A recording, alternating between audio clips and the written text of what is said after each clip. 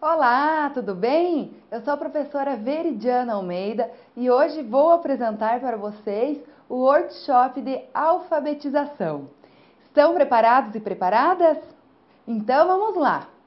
Pessoal, a alfabetização é, sem dúvida, o momento mais importante da formação escolar de uma pessoa.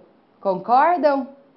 Por isso, a leitura e a escrita talvez sejam as atividades acadêmicas que mais têm recebido atenção nas últimas décadas.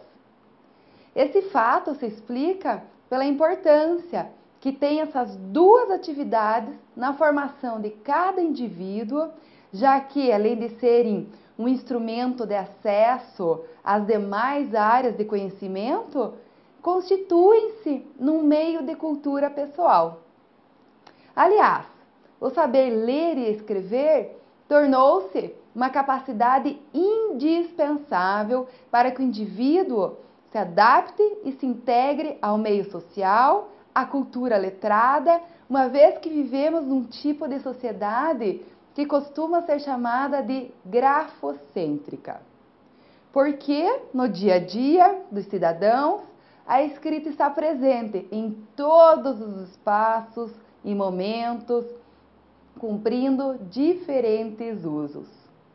Aquele que tem dificuldades ou não domina essas duas funções encontrará sérios problemas para pegar um ônibus, para pedir uma refeição no restaurante, utilizando-se de cardápio, para preencher um formulário no banco, para assinar um contrato, entre tantos outros momentos que precisamos dominar a leitura e a escrita.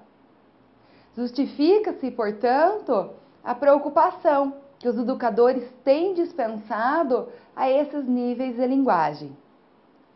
Assim, pessoal, o professor deve ter em mente a importância de atividades bem elaboradas no período da alfabetização.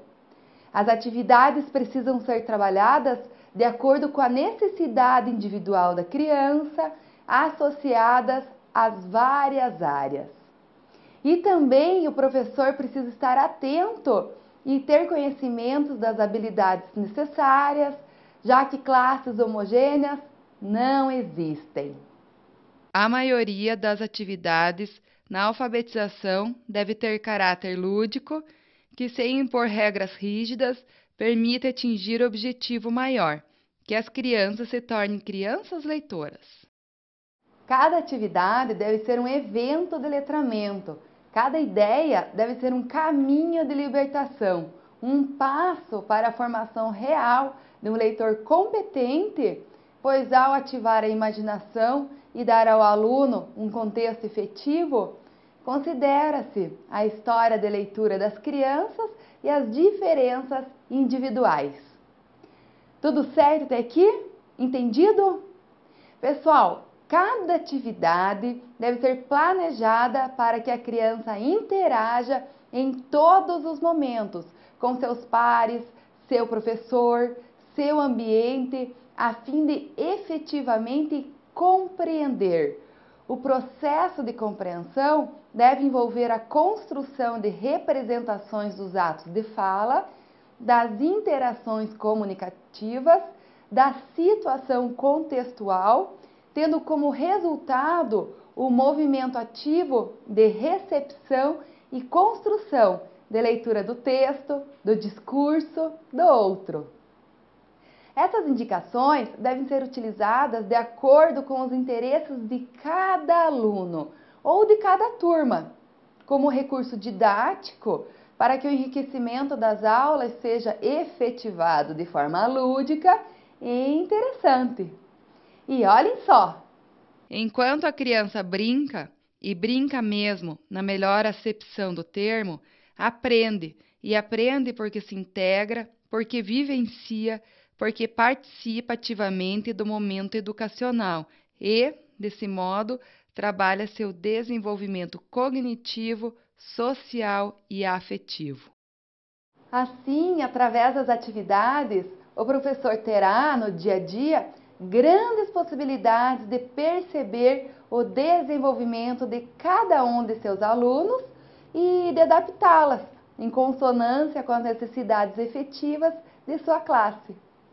Poderá, a partir dessa percepção fundamental, planejar as tarefas subsequentes de leitura, já que colherá dados para verificar quais estratégias são utilizadas pelas crianças, quais informações são usadas e quais representações mentais são construídas no processo de brincar, de ler e escrever.